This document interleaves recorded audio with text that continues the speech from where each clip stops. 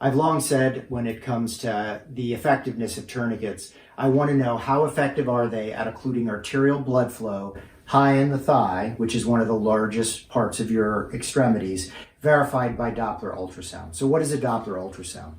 This is a fairly inexpensive portable Doppler ultrasound. It uses high frequency sound waves to measure and detect blood flow through your arteries. So what you'll see is they do come in different kinds of probes. This is an 8 megahertz probe, sometimes referred to as a vascular probe. The sound waves are going to emanate out of this flat tip. Sound doesn't conduct very well through air. It conducts better through a liquid medium. So it really behooves you to also have some kind of ultrasound gel. If we put a little bit of gel on our probe, turn it on, sound up as high as we can go. Then to put it on an extremity, anywhere you can feel a pulse is obviously where there's measurable arterial flow.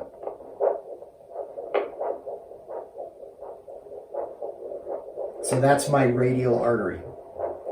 Now, because the tip of this is covered in goopy jelly, it'll slide around. So it's best to anchor a finger or a few on the body part so you know if you're slipping. Right now we don't hear any blood flow because I'm not aiming the little laser beam of sound waves at my radial artery. But if I just sweep across, I'm now directly on top of it. Sometimes we fan to make sure we get the best sound window.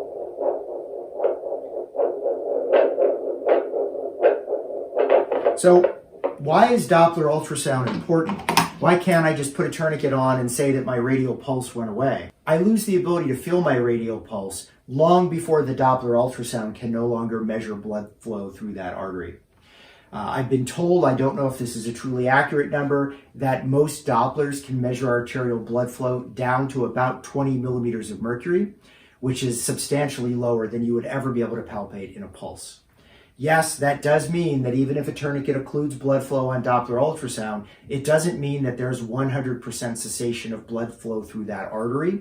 That would require a much more sophisticated ultrasound device to prove that, but this is a very good surrogate marker.